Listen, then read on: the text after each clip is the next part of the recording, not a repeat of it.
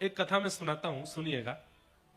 एक महात्मा थे, वो सप्ताह में एक ही दिन भोजन करते थे, बाकी के 6 दिन व्रत पर रहते थे। व्रत मतलब केवल जल पीते थे। तो एक गांव में उन्होंने एक बूढ़ी माताजी का घर निश्चित कर लिया।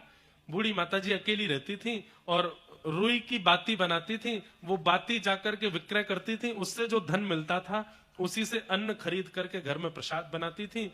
भगवान को भोग अर्पित करने के बाद स्वयं पाती थी और सप्ताह में एक दिन वो महात्मा घर आते थे, उनको पवाती थी। आज वो महात्मा जब प्रसाद पाए और प्रसाद पाने के बाद जैसे ही घर से निकले तो एक परम सुंदरी सामने से जा रही थी। महात्मा वैसे तो सबको देख करके नेत्र नीचे कर लेते थे, पर आज उस सुंदरी का रूप देख करके आसावरी, उस सुंदरी का रूप देख करके महात्मा ने नजर तो नीचे कर ली, लेकिन उनके मन में ख्याल आया, कितनी सुंदर है, इसका रूप कितना सुंदर है, एक बार और देख लूं। और जैसे उन्होंने दोबारा नेत्र उठा करके उसको देखा, अब वो युवती तो चली गई, लेकिन महात्मा सोच में पड़ गए, मेरी आयु 70 की हो गई, पिछले 40 वर्षों से मैं भजन कर रहा हूं, ऐसा पहले कभी नहीं हुआ कि किसी का रूप देख करके मैंने दूसरी बार देखा हो और उसका रूप देख करके मेरे मन में सुंदर है ऐसी भावना उत्पन्न हुई हो।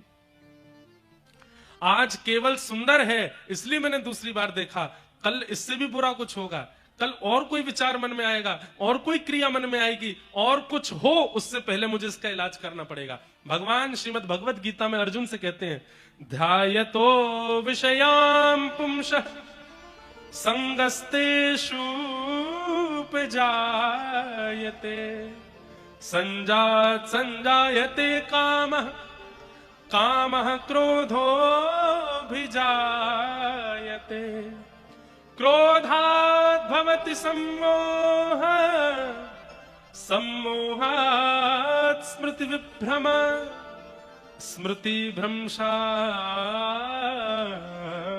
बुद्धिनाशो बुद्धिनाशात् प्रणश्यति। मैंने कई भक्ति पथिकों के मोबाइल फोन की स्क्रीन जो फोटो लगाते हैं ना, उस पर यह श्लोक लगवा रखा है। ये भगवत गीता के 2 श्लोक हैं।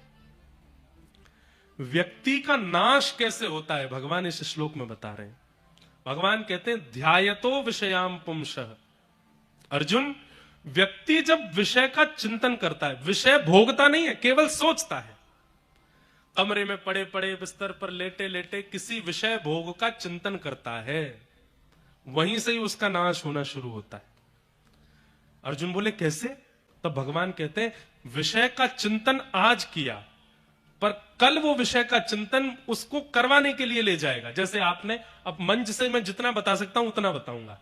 आज आपने सोचा पानी पूरी, आहा, बिस्तर पर पड़े पड़े सोच रहे हैं, चटपटा पानी, उसमें मिर्च डली हुई है, आहा, मुंह में जाते ही पानी, गोलगप्पा, गप से जैसी हम खाएंगे, खट्टा खट्टा पानी, आहा, मन कितना खुश हो जाएगा, मुंह बिल्कुल आनंदित हो जाएगा।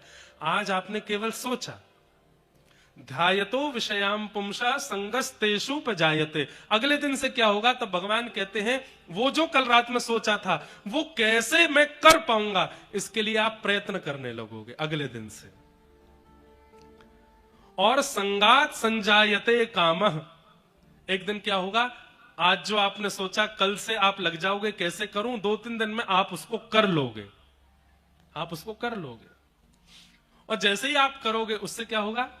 आपके चित्त में और कामनाएं प्रकट होने लगेंगी। आपने पानी पूरी का सोचा, 3 दिन के अंदर पानी पूरी जैसे ही आपने अपने मन को दे दी, तो मन क्या सोचेगा? अब ये मेरा गुलाम हो गया, मैं इसको जो सोचवाता हूं ये तुरंत सोच करके मुझे दे देता है, अब ये मेरा गुलाम हो गया। अब मन क्या करेगा? उसी रात्रि को कुछ और सोचेगा और उसको प्राप्त करने के लिए आप पर प्रेशर डालेगा। अब आपको चलते फिरते उठते बैठते आपके चित्त में, अब तो इंटरनेट इतना बुरा हो गया है, एक एल्गोरिदम नाम की चीज आती है, उसमें क्या होता है, आप जो बातें करते हो या जिसके बारे में सोचते हो या सोच करके जिसको आप बताओगे, आपने जैसे मान लीजिए सागर की बातें की, आप अपना फोन खोलोगे तो सागर की चीजें दिखने लगेंगी आपको। सागर में ये मंदिर है, सागर में ऐसा तालाब है, सागर की रोड ऐसी है, सागर में कथा हो रही है, सागर में ये हो रहा है। ये अब फोनों में ये नियम शुरू हो गया है, गूगल आपकी बातें सुनता है। आपने टिकिया के बारे में सोचा, पानी पूरी के बारे में किसी से कह दिया पानी पूरी, तो आपका फोन पानी पूरी दिखाने लगेगा आपको। होता है ना कईयों के साथ, वो एल्गोरिदम ऐसा हो गया है फोन का। तो अब क्या होगा, संगात संजायते कामः। आपने जो सोचा 3 दिन में आप उसको कर लोगे, एक बार करने के बाद अब मन कुछ और सोचवाने लगेगा। अब फिर जो आप सोचोगे, आपका मन आप पर प्रेशर डालेगा, ये भी मुझे करना है, ये भी मुझे करना है, ये करवा मुझसे। लेकिन आप अपने मन को रोकोगे तो मन क्या करेगा, आपको क्रोध दिलाएगा, आप चिड़चिड़ा जाओगे। कामात क्रोधो विजायते, फिर क्रोध आएगा। क्रोध क्यों आ रहा है, क्योंकि आप कुछ करना चाहते हो, किसी को पाना चाहते हो, लेकिन नहीं पा रहे हो, तो क्रोध आएगा। और फिर क्रोध से क्या होगा, तो भवति सम्मोह, क्रोध मोह को जन्म देगा।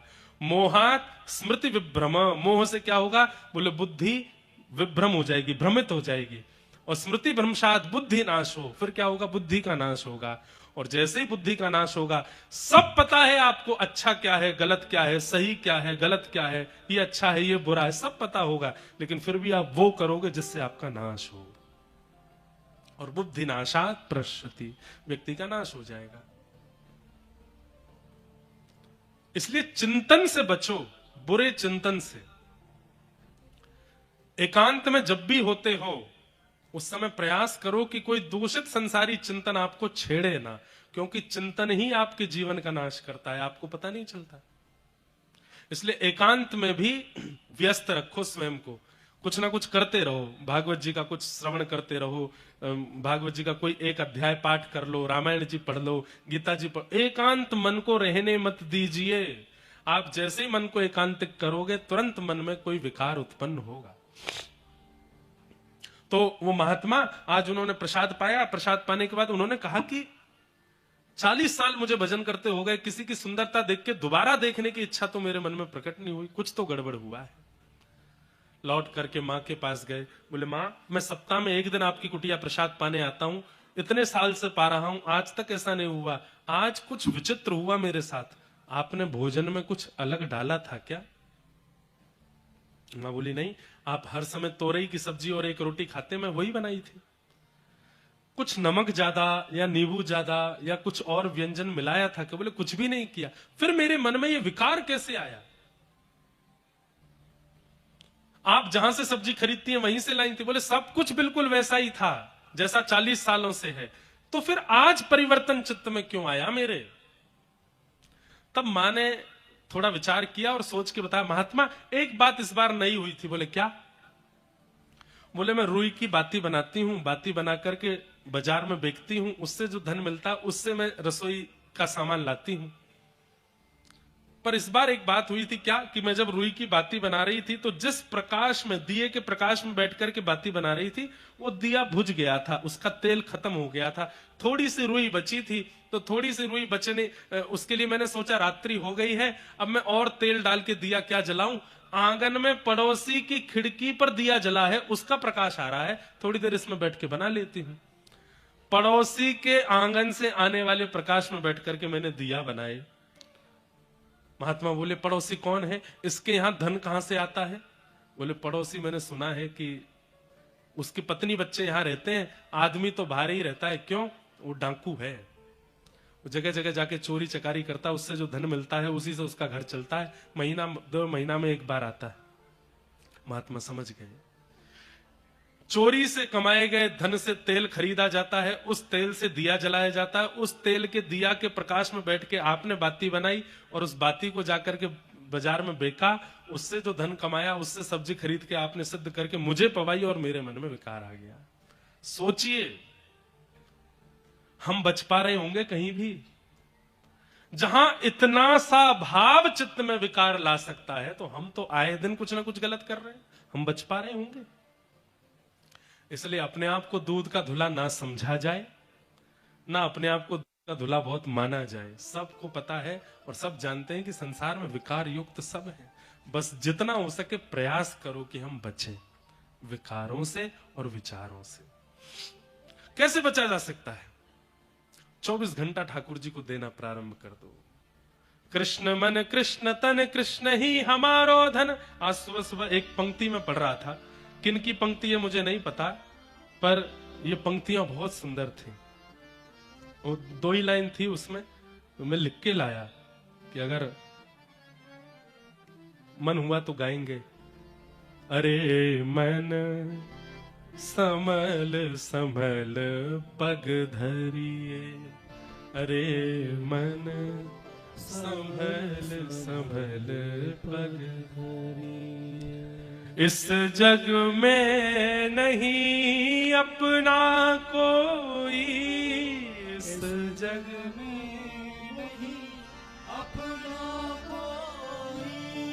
भैया इतनी संख्या में हो, गाइए ना साथ में। इस जग में नहीं अपना कोई, इस जग में नहीं अपना कोई। और अगली बात तो इतनी सुंदर है, परछाई सो डरिए, परछाई सो डरिए। अपनी परछाई से भी डरिए।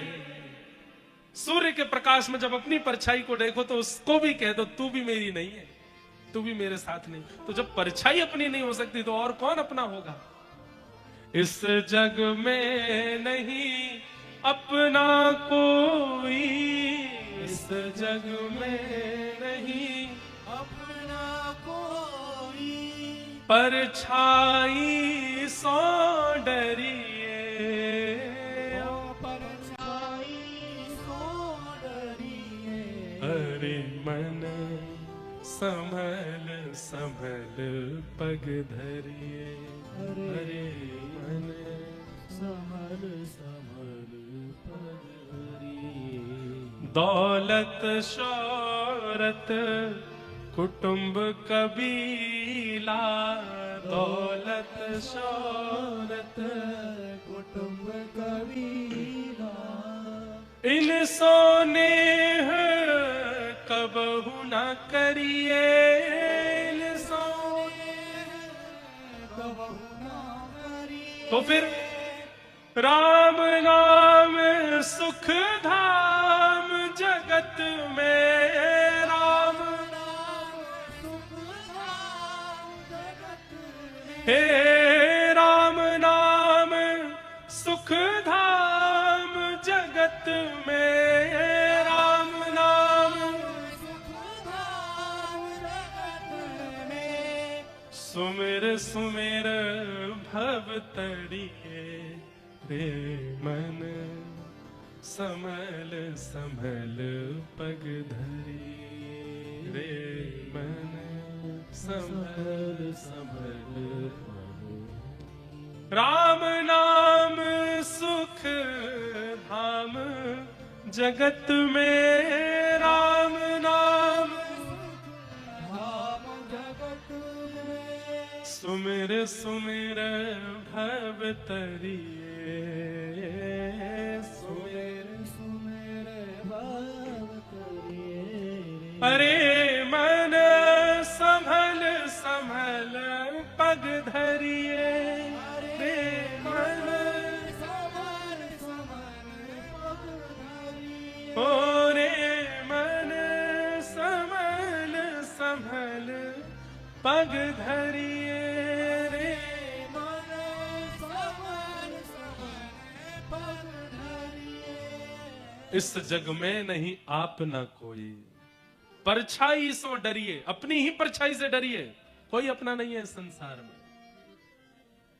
दौलत शौहरत कुटुंब कबीला, इनसो नेह कबहू नहीं करिए। राम नाम सुख धाम जगत में, सुमिरन कर भव तरिए। रे मन संभल संभल पग धरिए, रे मन संभल संभल। एक बात कहें बंधुओं, रोज पढ़ा कीजिए, कुछ ना कुछ पढ़ा कीजिए, और कुछ ऐसा पढ़िए जो आपको सिखाता हो। मैंने अनुभव किया है, आप दुखी रहना कम हो जाएगा। आपका दुख जीवन में नहीं आएगा ऐसा नहीं है, दुख तो आएगा, पर दुखी होना थोड़ा कम हो जाएगा अगर आप कुछ नित्य पढ़ते हैं तो। हमने कुछ समय से नियम बना लिया, हम रोज पढ़ते हैं कुछ। अब हम तो पढ़ते भी ऐसा है कि जो कुछ ना कुछ सिखाता ही है, ऐसा ही पढ़ना चाहिए। भक्तमाल जी पढ़ो, भागवत जी पढ़ो, रामायण पढ़ो, मानस पढ़ो, कभी किसी भक्त का चरित्र पढ़ो, जीवन गाथा पढ़ो, बहुत समझाता है। संसार की वस्तु पढ़ोगे तो संसार में और कैसे रमना है ये सिखाया जाएगा। किसी भक्त का चरित्र पढ़ोगे या भगवत वार्ताएं पढ़ोगे तो संसार से कैसे संभलना है, बचना है, ये सिखाया जाएगा। नित्य पढ़ो। निर्मत्सराणाम सताम, मात्सर्य दोष सबसे बड़ा दोष है, इससे बचने का प्रयास करो। विषय, अधिकारी। अब तीसरी बात आती है संबंध। भागवत जी हमारा किससे संबंध कराती हैं? तब कहते हैं वैद्यम वास्तवमत्र वस्तु शिवदम। कथा सुनने के बाद ठाकुर जी से संबंध हो जाता है, ठाकुर जी कोई अपने से लगने लगते हैं। आप संबंध मत बनाइए, आप ठाकुर जी को लाला मत मानो, आप ठाकुर जी को बेटा मत मानो, आप ठाकुर जी को भैया मत मानो। ठाकुर जी को अधिकार दीजिए कि आप जो चाहो वो मुझे मान लीजिए। ठाकुर जी को अधिकार दीजिए, हे नाथ आप जो चाहो उस संबंध में मुझे स्वीकार करो। आज ही ठाकुर जी से कह दो हम आपके कौन हैं, ये आप ही हमें बताओ। देखना ठाकुर जी बताएंगे। और नित्य पूछो ठाकुर जी हम आपके कौन हैं। अगर भक्त भी हो तो भी ठाकुर जी बता देंगे। या तो किसी जैसे क्या होगा सुनिएगा, ठाकुर जी से कहो ठाकुर जी हम आपके कौन हैं, हमें बताओ। उसी के भाव से नित्य भजन करो, ठाकुर जी हमें बताओ हम आपके कौन हैं। नित्य इसी भाव से नाम जप करो, इसी भाव से कथा सुनो, इसी भाव से 7 महीना 1 साल जब बीत जाएगा ना, तो ठाकुर जी सांकेतिक रूप से बताएंगे कि आप कौन हो। 2 संकेत विशेष हैं, उनमें पहला संकेत क्या है? पहला संकेत तो यह कि स्वप्न में ठाकुर जी अनुभव करके बता देंगे। स्वप्न में ठाकुर जी उसी संबंध से आपको संबोधित कर देंगे। या तो आपको बोल देंगे अरे मेरे भैया, तो भैया कह के मानो ठाकुर जी कह रहे हैं वो आपके छोटे भाई हैं। मेरी मैया, मैया कह दें तो समझ जाओ ठाकुर जी कह रहे हैं मैं लाला हूं। ठाकुर जी कहते हैं बाबा, तो समझो आप पिता हैं, वो पुत्र हैं। ठाकुर जी कहते हैं सखा, तो समझो कि, और कहेंगे नहीं तो कई बार चित्रण दिखने लगेगा। मानो सुदामा चरित्र स्वप्न में दिख रहा है, श्री सुदामा जी के गले में गलवैया डाले ठाकुर जी जा रहे हैं, यह भी एक संकेत है। ठाकुर जी आपको बता रहे हैं वो आपके सखा हैं। गोपियों के संग रास विहार स्वप्न में दिख रहा है, तो समझो ठाकुर जी कह रहे हैं तुम प्रियतमा हो, मैं तुम्हारा प्रियतम हूं। पहला संकेत, स्वप्न में ठाकुर जी लीला का अनुभव करा देंगे। दूसरा संकेत, किसी आचार्य या किसी वैष्णव या किसी वृंदावन से संबंध रखने वाले महापुरुष से आपको वो संबोधित करवा देंगे। आपने उनको प्रणाम किया और प्रणाम करके उन्होंने आपको देख करके कुछ कह दिया, अरे मैया तुम तो बड़ी भोली हो। और मैया उनके मुख से भी निकले तो भी ठाकुर जी का संकेत मानो। अरे लालू लाली तू तो बड़ी प्यारी है। लाली मतलब ठाकुर जी आपके गुरु हैं, आप उनके शिष्य हो या बालक हो। इस प्रकार से संकेत ठाकुर जी करा सकते हैं उस भाव में कि ठाकुर जी का आपसे संबंध क्या। तीसरा संकेत और है, क्या? कभी भी कथा सुनोगे, कभी भी कोई लीला सुनोगे, कभी भी कोई किताब पढ़ोगे या कभी भी किसी भक्त से या वैष्णव से चर्चा करोगे तो एक ही चर्चा बार बार होती है। कथा सुनी तो उसमें रास का प्रसंग आता है, लीला देखने गए तो उसमें भी रास का प्रसंग आता है, किसी से वार्ता हुई तो भी रास की बात होती है। 4 कथाओं में गए, चारों कथाओं में रास की ही बात हुई, तो समझो ठाकुर जी गोपी भाव का संकेत कर रहे हैं। 4 वैष्णवों से मिले तो चारों वैष्णवों से एक ही संबंध की चर्चा हुई, यशोदा जी के संबंध की चर्चा हुई, तो तक समझो ठाकुर जी संकेत कर रहे हैं। वैद्यम वास्तवमत्र वस्तु शिवदम। ठाकुर जी से संबंध होना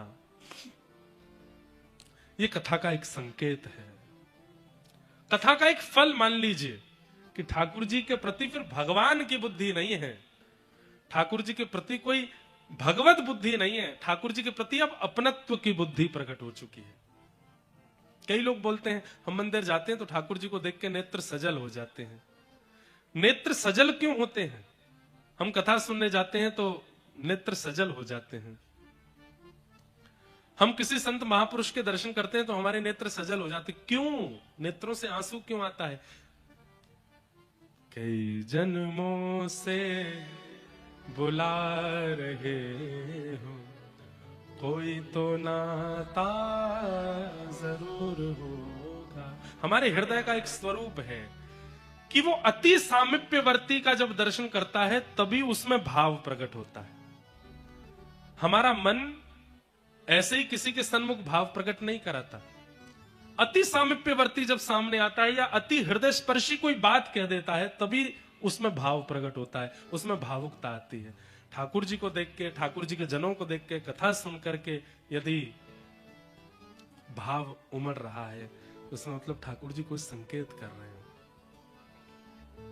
आज हमारे मध्य प्रदेश शासन के पूर्व गृह मंत्री श्री नरोत्तम मिश्रा जी पधारे हैं। आपका बहुत बहुत अभिनंदन, बहुत बहुत स्वागत। और आप तो हमारे ब्रज के पास के ही हैं। एक प्रकार से ग्वालियर दतिया जो है ये हमारे ब्रज की सीमा ही है, तो एक प्रकार से हमारे ब्रज के ही हैं। वहां ग्वालियर के पास में जो गोहद एक स्थान बताते हैं, ऐसा हमने सुना है कि ठाकुर जी गैया चराने वहां तक भी जाते हैं। और दतिया पीताम्बरा मैया जो है ये हमारे लाला की बहन ही है। वैसे तो विंध्यवासिनी मैया को बहन माना जाता है, पर योग माया जो है ये ठाकुर जी की बहन ही है। तो उनके संरक्षण में, उनके आशीर्वादत्व में जो भी निवास करते हैं वो सब ब्रजवासी ही माने जाएंगे। तो भावुकता होना, किसी मंदिर में जाकर के या किसी कथा में जाकर के, किसी वैष्णव को देख करके किसी महापुरुष के प्रति भाव उत्पन्न होना, भाव को देख करके उत्पन्न होना, ये ठाकुर जी से संबंध का एक द्योतक है। बस वो संबंध की प्रगाढ़ता ठाकुर जी करेंगे कि क्या संबंध है, कैसा संबंध है, किससे संबंध है। जैसे मीराबाई के चरित्र में आता है कि मेड़ता में जब मीराबाई राजती थी तो मीराबाई के दादाजी, उन्होंने नियम रखा था कि 365 दिन कथा चलती ही रहती थी मेड़ता में। श्री राव दूदा जी, मीराबाई के दादाजी, उनका नाम था राव दूदा। उनका नियम था 365 दिन कथा चलती थी। और मीराबाई बचपन से ही अपने दादाजी की उंगली पकड़ के जाती और कथा सुनती थी। पर कथा में एक विचित्रता होती थी। क्या, कथा शुरू होती और मीराबाई छोटी सी लाली, उसके नेत्रों से आंसू। घर परिवार के सब लोग पूछते, मीरा तू क्यों रोती है? मीराबाई बोलती, पता नहीं। राव दूदा जी बोलते, मीरा तू क्यों रोती है? तुझे कोई डांटता है, कोई मारता है? ये व्यास जी ने कुछ ऐसा कहा जिससे? बोले, पता नहीं मुझे क्यों रोना आता है। मंदिर जाती हूँ, संतों को देखती हूँ, कथा में जाती हूँ, मुझे रोना आता है। क्यों रोना आता है इसका मुझे नहीं पता। मीराबाई जब थोड़ी बड़ी हो गई तब उनके मन में ऐसी भावना उत्पन्न होने लगी कि व्यास जी जिनकी कथा सुनाते हैं, मंदिर में मैं जिनका दर्शन करती हूं, ये मुझे कब मिलेंगे। ये जिज्ञासा प्रकट होने लगी। और आज उन्होंने, जोशी जी नामक एक वक्ता जाते थे कथा सुनाने के लिए मेड़ता में, उन्होंने जाकर के जोशी जी से पूछा, जोशी जी मेरे मन में एक जिज्ञासा है। जोशी जी बोले, पूछो क्या बात है? बोले, आप जिनकी कथा सुनाते हो ये मेरे जीवन में कब आएंगे? बस उसी समय जोशी जी समझ गए और राव दूदा जी से कहा, आप बचपन से पूछते हैं कि मीरा क्यों रोती है, क्योंकि मीरा का ठाकुर जी से कोई संबंध है। और बाद में वो प्रमाणित हुआ, क्योंकि मीरा पूर्व जन्म में ठाकुर जी की एक सखी थी जिसका नाम था माधवी। और उसी को किसी कारण से श्राप लगा था कि उसको विरह सहना पड़ेगा, इसीलिए वही माधवी मीरा बनकर के आई और खूब विरह सहा। तो अनायास कथा में जाकर के, किसी वैष्णव को देख करके, मंदिर दर्शन करके आपके नेत्र सजल हो जाते हैं और आप स्वयं से पूछते हैं क्यों? तो उसका उत्तर यही है कि ठाकुर जी का आपसे कोई संबंध है और आपके किसी पूर्व में कोई अपराध के कारण आपको पुनर्जन्म लेना पड़ा है और आप पहचान नहीं पा रहे हैं कि वो संबंध क्या था। इसलिए भावुकता हो जाती है। तो जिनको भावुकता होती है वो बहुत सौभाग्यशाली हैं। ठाकुर जी को सजल नेत्रों से देखना चाहिए, ये तो शास्त्रीय बात है। सूखे नेत्रों से ठाकुर जी का दर्शन नहीं करना चाहिए। इसीलिए जगन्नाथपुरी में आज भी नियम है, कपूर पीस करके पुजारी रखते हैं। जैसे आप सामने जाते हो तो ऐसे कपूर लगा देते हैं आपकी आंखों में, अपने आप आपकी आंख जो है थोड़ी सजल हो जाती है। बोले ठाकुर जी को कठोर नेत्रों से मत देखो, सजल नेत्रों से देखो, भावुक नेत्रों से दर्शन करो। हमारे नेत्रों में आंसू आते नहीं, इसलिए कपूर लगा देते हैं वहां के पंडा पुजारी जो हैं। पर जिनके सहज ही नेत्रों से अश्रुपात हो रहा है, वो सामान्य नहीं है, वो निश्चित ही भगवान से कोई संबंध उनका है। और वो संबंध क्या है, ये आचार्य और गुरु कृपा करके स्पष्ट कर देंगे। निगम कल्पतरोर्गलितं फलम् सुखादमृतद्रव संयुतम् पिबत भागवतं रसमालयम् मुहुर्हो रसिका भुवि भावुकाः। बहुत सुंदर श्लोक है, भागवत जी का तीसरा श्लोक। निगम कहते हैं वेद को, चारों वेदों के समूह को निगम कहते हैं। जैसे कई बार आप लोग आरती में भी गाते हैं आगम निगम, तो निगम का मतलब क्या है? ऋग्वेद, यजुर्वेद, सामवेद, अथर्ववेदों के समूह को निगम कहते हैं। तो निगम कल्पतरोर गलितम फलम, निगम रूपी कल्प वृक्ष का पका हुआ फल है श्रीमद् भागवत। चारों वेदों का सार है भागवत जी।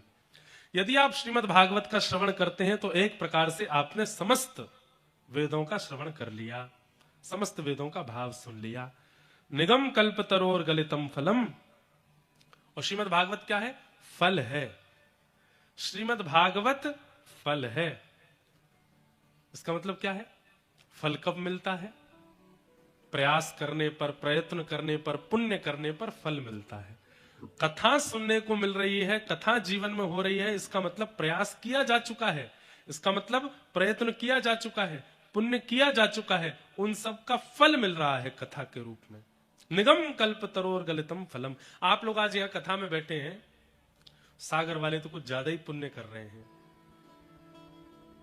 पिछली बार कथा हुई थी तो आपके पुण्यों का फल मिला, 6 महीना में इतने पुण्य कर लिए कि फिर से कथा हो गई। अब आप लोग और ज्यादा करोगे तो और जल्दी हो जाएगी। पर एक कृपा है, सागर में गुप्त वृंदावन के रूप में श्री बिहारी जी तो यहाँ विराजते हैं, राधा वल्लभ जी विराजते हैं, श्री विट्ठल भगवान विराजते हैं।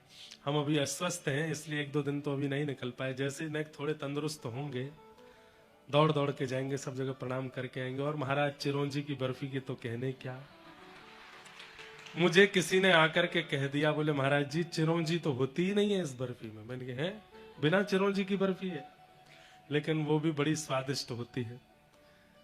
और यहाँ की एक नमकीन और है, वो भी बड़ी प्रसिद्ध है। कौन सी? गुजराती, गुजराती नमकीन सागर में। वाह, गुजरात वालों को पता है ये बात।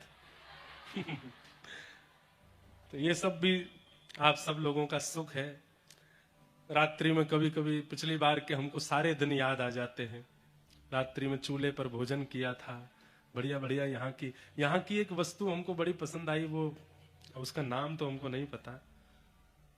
भोजन के साथ में तिल का कुछ खाते हैं, तिल की एक क्या है, बोहरा, बिजौरा,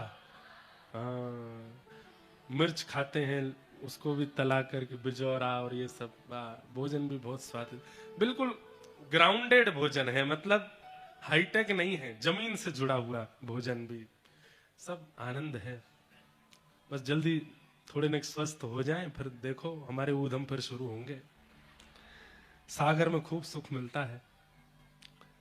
तो निगम कल्पतरोर गलितम फलम, फल कैसे मिलता है? परिश्रम करने से फल मिलता है, पुण्य करने से फल मिलता है। कथा पुण्य नहीं है, कथा परिश्रम नहीं है, कथा फल है।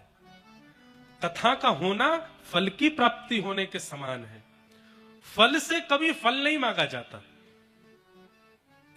बीज बोया जाता है, बीज से फल मांगा जाता है, बीज से वृक्ष प्रकट होता है, वृक्ष से फल मांगा जाता है, वृक्ष से पत्ते प्रकट होते हैं, पत्तों से फल मांगा जाता है। फिर जब फल प्रकट हो जाता है, फल से फल नहीं मांगा जाता, फल से तो रस मांगा जाता है। फल से तो भूख की निवृत्ति मांगी जाती है, क्षुधा की निवृत्ति मांगी जाती है। फल क्या करता है? फल रस देता है और भूख को शांत करता है। फल शांति प्रदान करता है। फल से तो शांति की प्राप्ति की जाती है, और श्रीमद् भागवत फल है। इसलिए कथा से फल मत मांगो, कथा से शांति मांगो, कथा से शुद्धता मांगो, कथा से रस मांगो। अन्य फलों से रस मांगोगे तो रस मिलेगा, लेकिन श्रीमद् भागवत से रस मांगोगे तो रास राशेश्वर मिलेगा। रास राशेश्वर कौन है? ठाकुर जी। रसो वैशः, रसों का समूह जो है वो रासेश्वर श्री कृष्ण। जैसे रस, फल में जो रस है, अब आम को ऊपर से खाओ, नीचे से खाओ, इधर से खाओ, उधर से खाओ, कहीं से भी खा लो, रस समान है। ऐसे श्रीमद् भागवत में भी रस है, और वो रस कौन है? रासेश्वर श्री कृष्ण रस है, प्रेम रस है। जहां से भी उसका आस्वादन करो वो मीठा ही लगता है, सुख देने वाला ही होता है। रसो वैशः सुख मुखादमृतद्रव संयुतम। सुखदेव जी के मुख लग जाने से ये भागवत रस कैसा हो गया है? अमृत तुल्य हो गया है। पिबत भागवतम रसमालयम। भागवत की कथा को सुनो मत तो क्या करो? बोले पियो, जीवन में उतारो।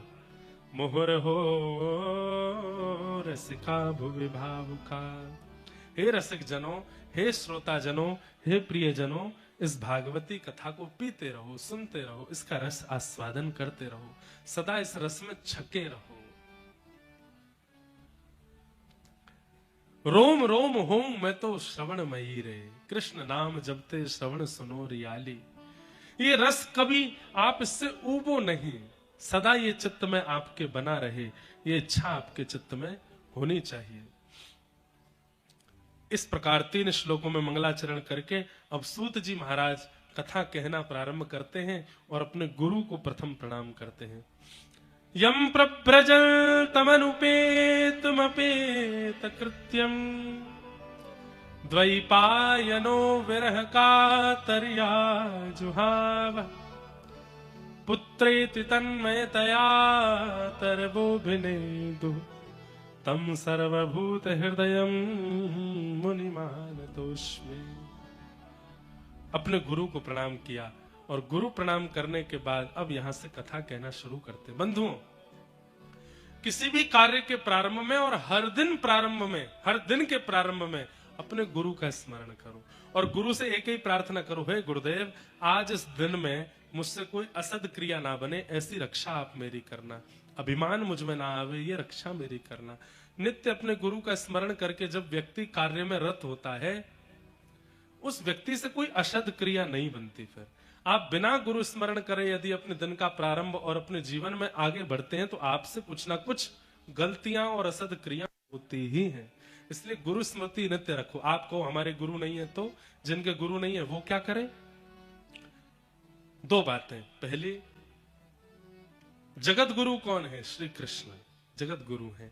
और दूसरी बात, जिनसे भी जीवन में कुछ सुधार आया है उनको गुरु रूप में मान करके उनको वंदन करो, उनको नमन करके जीवन का प्रारंभ करो। गुरु स्मरण करने से कार्य लाभ होता है, कार्य शुभ होता है, शुद्ध होता है।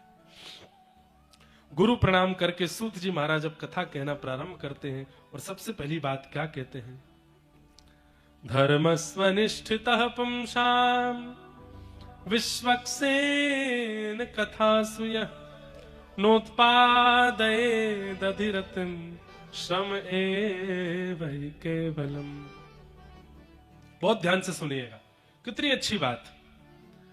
आपने एकादशी के साल भर व्रत किए, आपने सोमवार के व्रत किए, आपने चारों धाम की यात्रा की, आपने संत भोजन किए, आपने कथाएं सुनी, आपने तीर्थ यात्राएं की, आपने नदियों में स्नान किया, आपने पूरे श्रावण शंकर जी की आराधना की, नवरात्रि की। इन सब का फलादेश क्या प्राप्त हुआ और इन सबको ठाकुर जी ने स्वीकार किया, इसका प्रमाण क्या है आपके पास?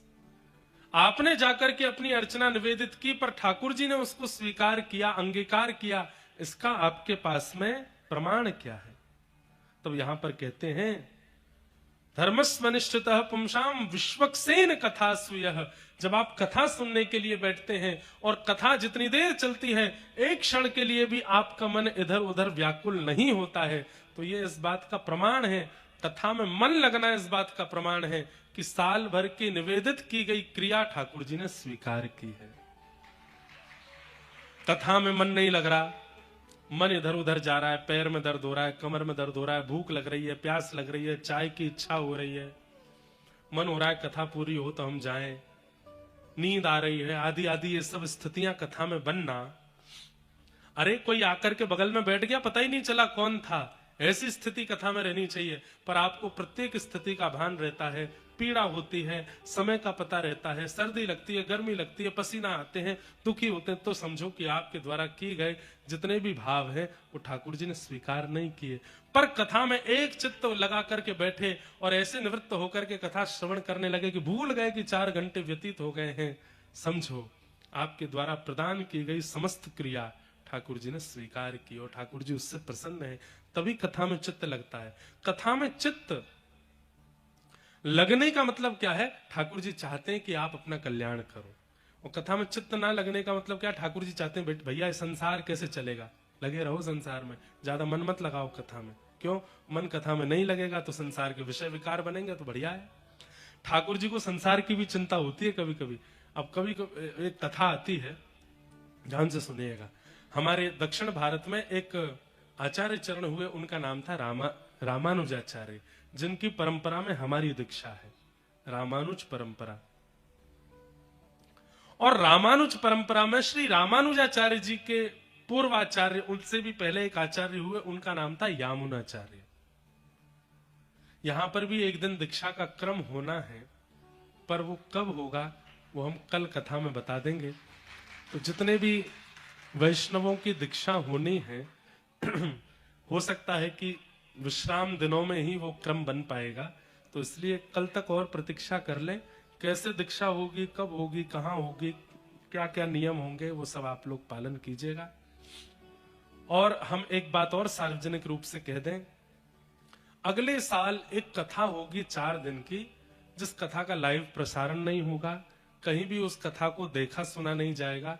उस कथा में केवल वे लोग आएंगे जिनकी साल भर में दीक्षा हुई है, केवल उन्हीं लोगों का आगमन उस कथा में हो सकता है। और 4 दिन के उस सत्र में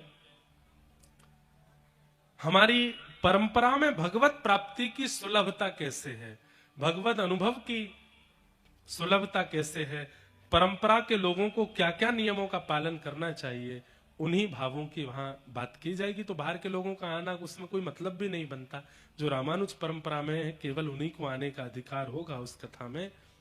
तो इसलिए आप लोग अपना गुरु प्रदत्त नाम जरूर याद रखिएगा, और जो आपको संख्या मिलती है दीक्षा के समय पर, एक टोकन मिलता है और रजिस्ट्रेशन होगा, वो रजिस्ट्रेशन याद रखिएगा, क्योंकि उसी के आधार पर उस कथा में आने की अनुमति मिलेगी। कोई भी अगर आ जाएंगे तो वो फिर एक प्रकार से परंपरा के विरुद्ध कार्य हो जाएगा। इसलिए सब लोग वही आइएगा जिनकी दीक्षा यहाँ हुई है, जो लाइव सुन रहे हैं, पूर्व में जिनकी दीक्षा हुई। अगले वर्ष एक कथा 4 दिन की कहाँ होगी ये भगवान जाने, वहां सबको पहुंचना है। और वहां 4 दिन के सत्र में पूरे नियम कानून और आचार्य संहिता क्या होती है वो बताया जाएगा। इसलिए केवल दीक्षा मौज के लिए नहीं लेनी है, अब आपके ऊपर एक विशेष दायित्व आ जाएगा, इसलिए उस भाव से दीक्षा को ग्रहण करना है।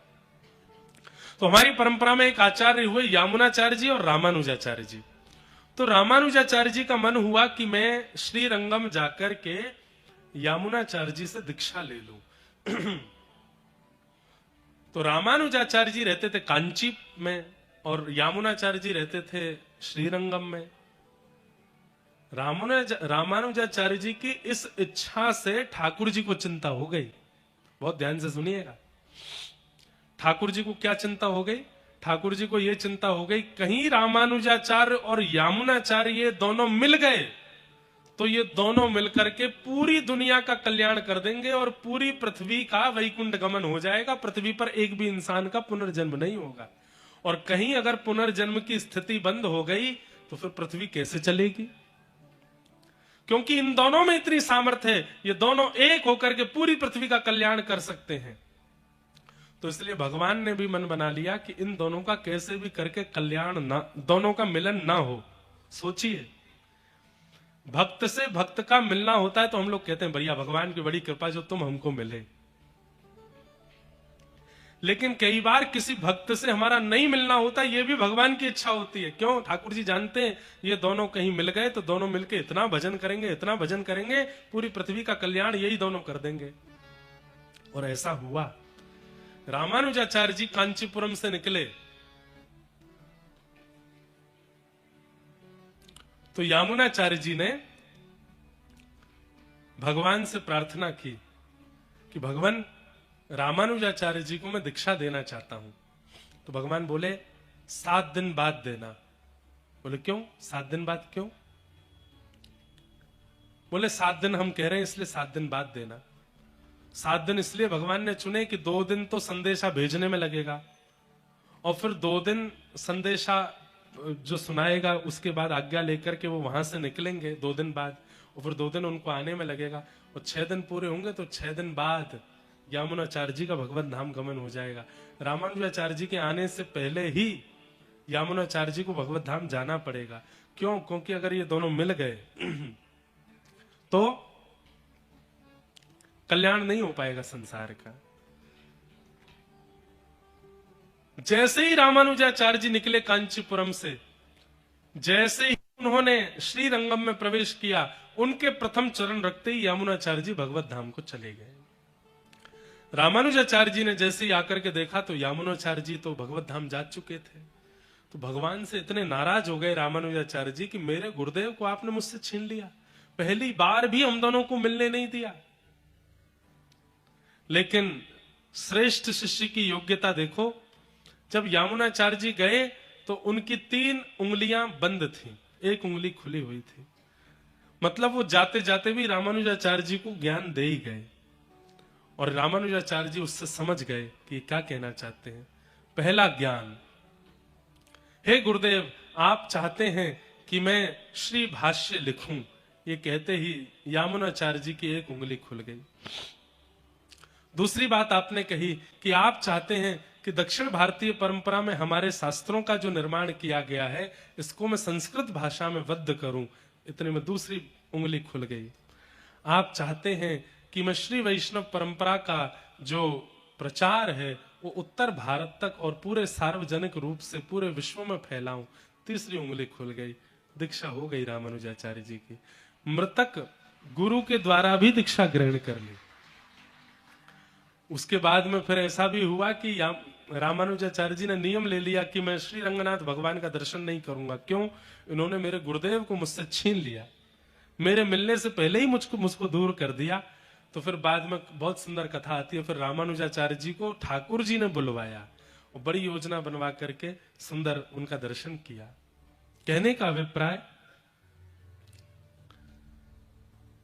भगवान में रुचि बनना, कथा में रुचि बनना, ये इस बात का प्रमाण है कि आपके द्वारा प्रदत्त किए गए समस्त क्रियाओं से ठाकुर जी प्रसन्न हैं। कथा में भी रुचि आपकी इच्छा से नहीं बनती है। ठाकुर जी जब चाहते हैं कि आपका कल्याण हो तभी आपका कथा में मन लगता है। ठाकुर जी अगर चाहते हैं, अब सोचो ठाकुर जी नहीं चाहते थे कि रावण का कल्याण हो, इसलिए विसर्वा के पुत्र होते हुए भी और पुलस्त ऋषि के खानदान में होते हुए भी, ब्राह्मण कुल में जन्म लेते हुए भी, शंकर की आराधना करते हुए भी रावण राक्षसी रहा। क्यों? ठाकुर जी चाहते थे कि इसका ऐसे कल्याण नहीं होगा, ये अपराध करेगा, इससे दूषितताएं बनेंगी, तभी इसका कल्याण होगा। सारी व्यवस्थाएं थी रावण के पास में अपना उद्धार करने के लिए, लेकिन फिर भी उद्धार नहीं कर पाया। सीता हरण ही किया, राक्षसों जैसा कार्य ही किया, तभी भगवान ने उसका उद्धार किया।